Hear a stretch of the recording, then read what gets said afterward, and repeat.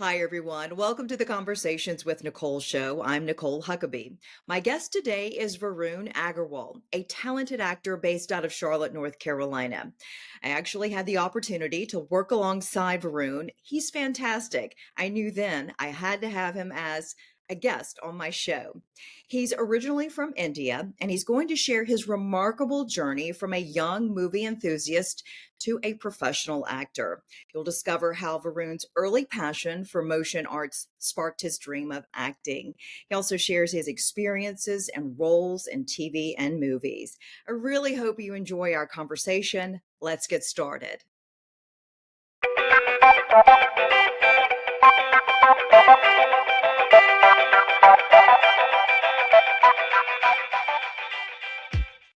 Hi, everyone. Welcome to Conversations with Nicole. I am delighted to have as my guest today Varun Aggarwal. He is a friend now that we've had the opportunity to work together, but he is an actor based out of Charlotte, North Carolina. Varun, welcome to my show. Thank you so much, Nicole. That was a very sweet introduction. Yes, we are friends. I like to believe so. And it's always happy when I get to run into you, be it at the premieres, be it, shooting for Break the Cycle. Every single time has been fun. And I I, love looking at your Instagram too. I mean, you're pretty cool with the stuff you do, oh my, along with your husband. you Yeah. just call me cool? Could someone tell my children that? Well, I have the same difficulty. I have an almost 6 year old, and yeah, he's the same. He doesn't think I'm cool. He thinks I'm a very good actor, but I'm not cool.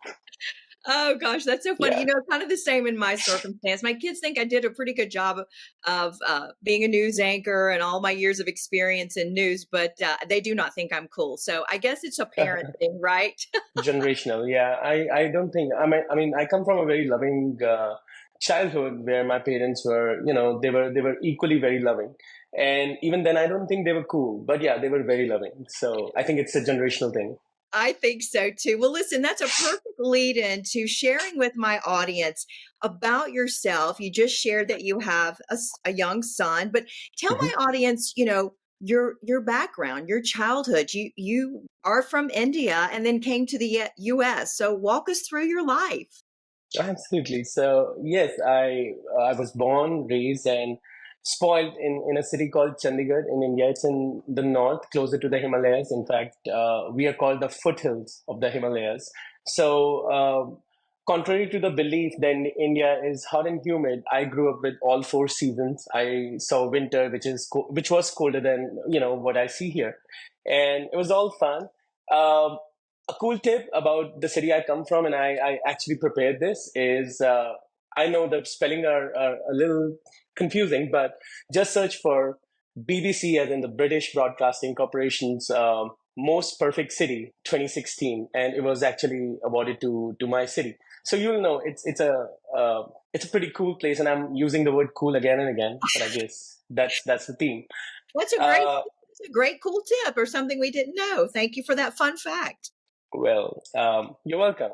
So, yeah, so I grew up in India. I grew up in Chandigarh. Work is initially what brought me to America. It was roughly 11 years ago, and I was in Houston working with Chevron, not the gas station, but the corporate. So that brought me here, and while working, I was okay doing my 8 to 5 job, but after 5 p.m., I just didn't know what to do. I mean, I could go to Indian restaurants, I could look for Indian people, yes.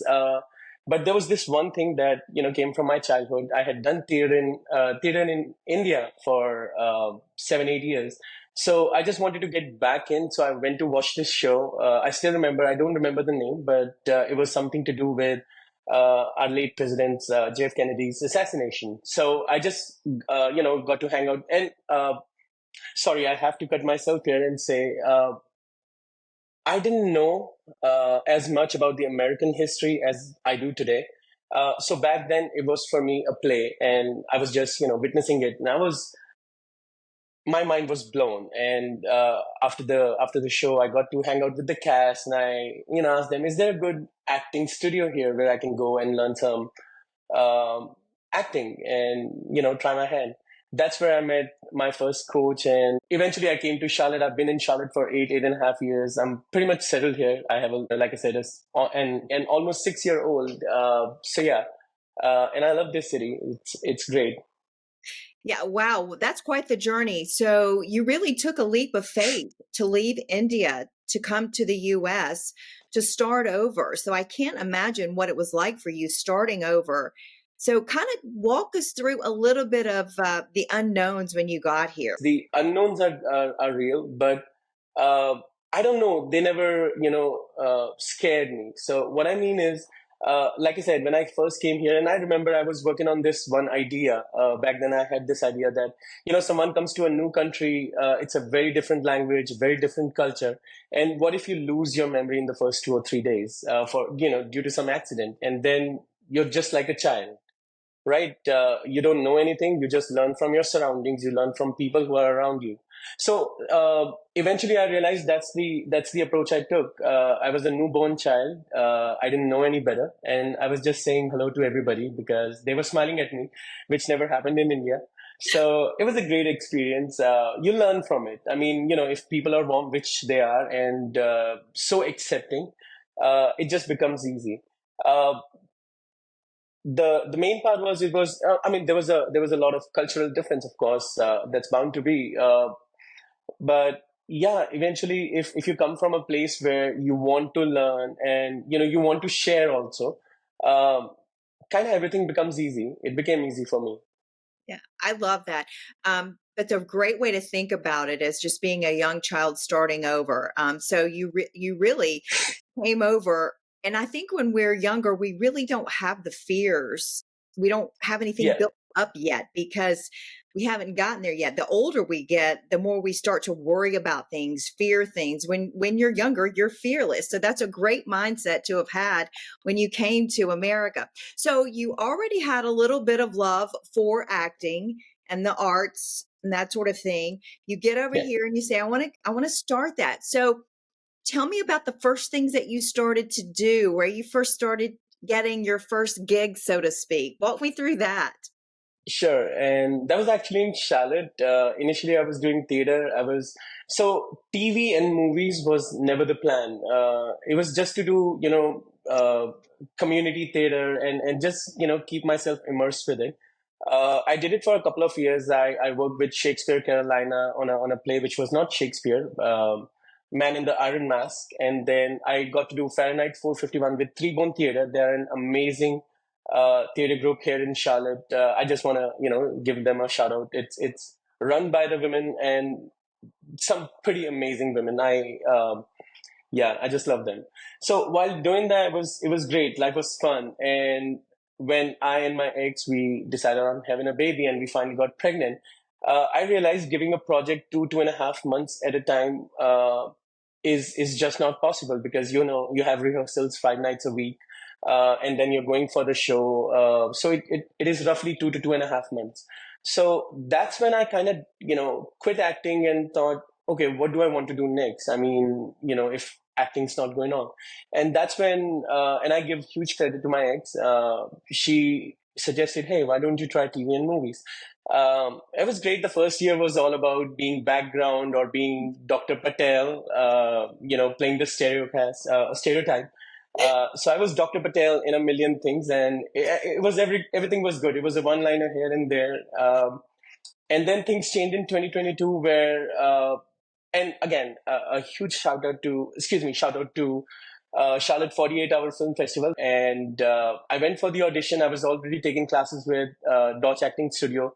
uh, my main coach, Pat Dodge, he's amazing, I like, am. He's our friend. Yes. yes, and Help me I a little. love him, like, I give all the credit for any work that I've put in to him, even with Break the Cycle. I mean, it was Pat. I mean, I worked with him on the audition and then, talked to him about a lot. So he's always been that, big brother, mentor, friend. He's always been there.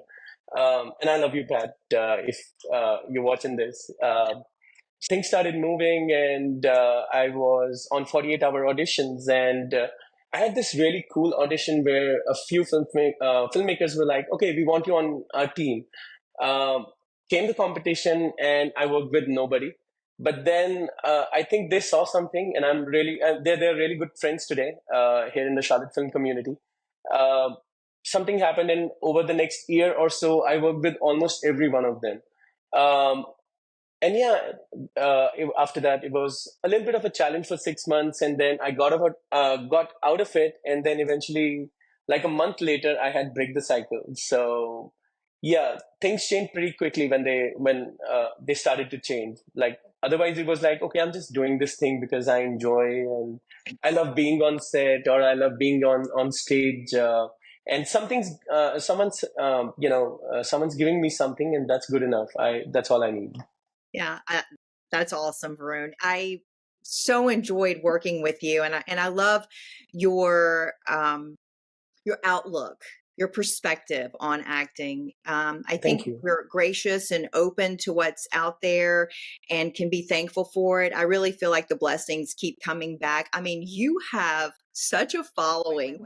First of all, you're talking about Break the Cycle. That was a movie that was made originally by JC Films Mhm. Studios, and they featured Cyril Prabhu, an individual who founded Proverbs 226. And so they come and they do faith based Christian movies. So you were the main actor for Break the Cycle, which was the story of Cyril Prabhu, also our dear friend now. And that's where you and Uh-huh. I met. So I'm just trying to give people the backstory of what Break the Cycle is. I say all of that to say that when we've had a couple of premieres for Break the Cycle, you have just been adored and loved, and people were just so excited for your performance and for your success, myself included. It was really just so exciting to see how people rallied behind you. And I think that's pretty special. I don't know that that happens all the time in acting because I'm really new to the game, but I can tell you, I enjoyed seeing people show their love for you. How did that feel? I was numb, honestly, and I'll go one night before the premiere, the first premiere last year, August. One of my close friends asked me, "Are you scared?" I'm like, "That's the thing. I'm not scared. Tomorrow, for the first time, I'm gonna see myself on a big screen, and yeah, I'm numb." Uh, so I think, I mean, I like to believe that I did pretty well in that moment. Uh, yeah, I think eventually, as an actor, or in anything you do, that's what you thrive for. That not just the appreciation part of it or the fame part of it. Fame is, just a byproduct. We don't really care, but it's like it's affecting the people. The best I could hear that night was that most people came out crying out, from the theater, and they loved the movie. They realized that something amazing was actually happening around them. That moved them a lot. And for me, that was the biggest prize. Like, I can be Cyril Prabhu 1,000 different ways, but and there can be 1,000 actors who can be doing that job. But somehow, after all these years, there's someone who selected me. Yeah. And I just, get to be the carrier of what Cyril Prabhu and Proverbs 2 to 6 wants to say. I remember these 4 or 5 years that I had been working as an actor in Charlotte. Most of the cast is actually from Charlotte, right? So I have met most of the people, and I have wanted to work with them, but things didn't align. And then in one go, I actually got to work with all these stalwarts. Like, these are the names of Charlotte community and outside. Um, and I was like, I've already won. This is exactly what I want to do. I want to just work with people. And then, of course, there were kids in the movie. In fact, my first day on set was all the scenes with kids. That was the day I was scared because I didn't know. Yeah, kids can be so Unpredictable. unpredictable. That's the word. I was trying to go for something nice, but yes, unpredictable. Uh, so yeah, that was great. It's like, oh my god, okay, they have so much energy, they have so much to give to this scene, and they are giving it. I have to step up. Yeah. Um, yeah, but that was such a good experience, mind you. And I have to tell you something cool that really happened with me on the first day of this shoot. Um, my first performance in theater was at Winthrop University Yeah. That's where I in went to in school. Rock Hill. Yeah. Yeah. Oh, okay. So, and then, when we first shot for this movie, that first day was actually shot very near to Winthrop University. And I was like, oh my God, this is like 6 years, 7 years later, I'm coming back to the same place. Back then, it was my first play. Now it is my first movie. I mean, I have some connection. I Love that. love going back to Rock Hill whenever I feel like, something's not going right for me. I just go there and I'm like, okay, yeah, now something's going to happen. Something good's going to come out. So yeah, I mean, it was eventually that day was about celebrating Cyril, and every person who told me that they were moved by the story, that just gave me the belief that okay, I was a vessel, I was just someone who was carrying the story, but there's the man who deserves all this and way more. Like we know what he's done. Like it's incredible. It's something that I mean, as a human, I can only dream of. I don't know if I would ever be able to do something like that. So yeah, all kudos to him, all prayers and all love to Cyril Prabhu and his family. I mean, me, you, anyone on the cast or the crew could do justice to giving him the uh, The recognition, the the recognition, the accolades he deserved. kudos, Yeah. yeah, to show his incredible life. I mean, I felt the same way you did. I thought I am not even worthy of being here, but I Yeah. so thankful and blessed that I could be a part of something so special, you know, Yeah. so special. And it was incredible. So you get this movie, you're doing so well. What's next for Varun? So, like I mentioned, I've recently done MLC, and that kind of excited me. Being there and being able to uh, and then another anecdote where I was at MLC and I'm interviewing, the spectators or the audience, and I'm interviewing one, and then we go and we are off air. We are not being shown on camera, and then I get, hey, can I go interview more people? I mean, I'm just loving this. They were, of course, talking about cricket. They were talking about their favorite teams, and most of them come from the South Asian community. India, Pakistan, Bangladesh, Sri Lanka. So we all share that passion for cricket, and we are really hopeful it catches up because it's a great game, and I don't mean to kind of promote it, but yeah, really I really hope it catches up. Talking about my next projects, I have a couple of things. I've been auditioning actively. I do have an agent in Atlanta, Barbara Garvey with East Coast Talent, and she's phenomenal. I've been with her for 3 years. So yeah, right now it's audition and working on 48 hours. So I'm excited about that. That's great.